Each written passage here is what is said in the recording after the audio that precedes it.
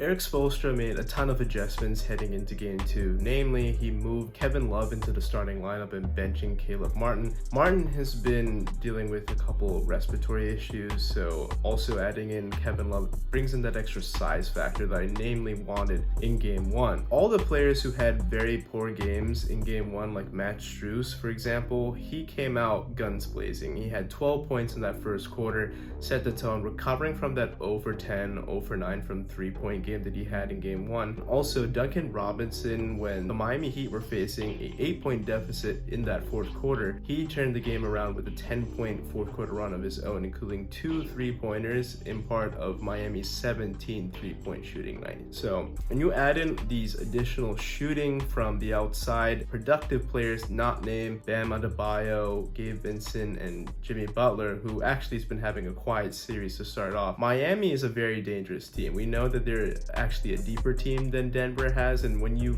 could bring in Tyler Hero, former Sixth Man of the Year, this team could be very scary heading back to Miami. Bam Adebayo has been doing a good job on the defensive end in terms of just slowing down Nikola Jokic or making him earn every basket. It's not just layups and dunks that Nikola Jokic is getting on his way to a 41-point performance. He had to earn a lot of these baskets. They were fadeaways, they were tough hook shots in the lane, and a lot of times he made just tough baskets, and that's who he is this year. He's just a guy that just can make a ton of tough baskets. I was pretty surprised that Jimmy Butler's been relatively quiet to start off this series. I mean, I thought in game two he would come out with a dominant start, just like what he's been doing for much of this postseason, but again, he kind of rode the coattails of his other teammates, namely Gabe Vincent and Bam Adebayo, who I think at this point are competing for Finals MVP if the Heat were to win this series. I would probably give it to Bam just because he's a two-way player. He's doing a solid job on Nikola, and he's doing that at a size disadvantage. But let's also give some flowers to Gabe Martin. I mean, this is a guy who was undrafted. He came into the starting lineup when Kyle Lowry was injured in February, and now he is the leading scorer of an NBA Finals team, the 8th seed in the postseason. Additionally, Coach Poe seemed to push all the right buttons. He got some quality minutes out of Cody Zeller, who I thought had a better game,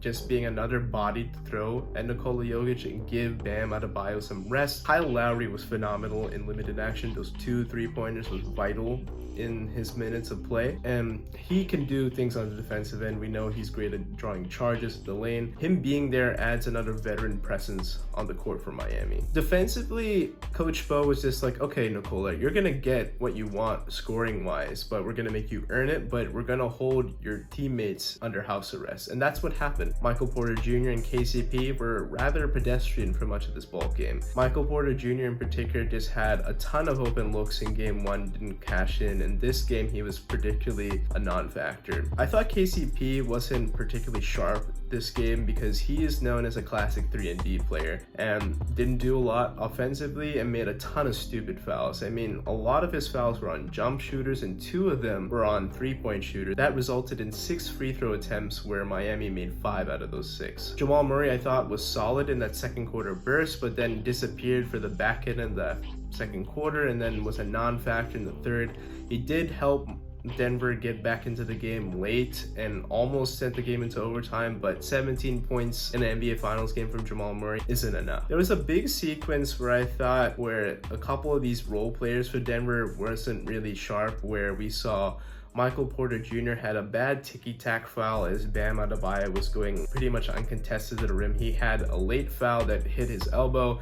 If you're going to foul somebody, foul him hard. Additionally, we saw Aaron Gordon, who had a solid game again offensively, but he missed 2 key free throws, and I thought this was a sequence when Miami was getting back to the game. And every free throw matters when the final outcome is only a 3-point margin. I believe this was a huge missed opportunity for the Denver Nuggets. They had a chance to go up 2-0. They were right in this game. They had a pretty good third quarter, and without that Duncan Robinson run, I think this would have been a 2-0 series lead and all the pressure would have been on Miami. Now you lose home court, and there's going to be some adjustments that Mike Malone has to make heading into games 3 and 4. I think particularly we need to talk about the defensive miscommunications. There was too many times there were Denver Nuggets players looking at each other saying like, that was your man. No, I got him. So those miscommunications are key. They need to be a little bit more crisper on the defensive rotations, especially when they're switching. Plus, they need to be better at exploiting that size advantage, because in game one, Aaron Gordon had his way against the smaller guards. Now, adding in Kevin Love adds some size, but I don't think that particularly moves the needle. So as the series shifts to Miami, I think what the adjustments they need to do is get the role players involved, get them in rhythm like KCP, Michael Porter Jr., because those players, they need a few reps here and there to go away from that typical two-man game between Jamal Murray and Nikola Jokic. If they do that, I think fish out a game in South Beach, but certainly the pressure is on Denver as this series shifts to Miami.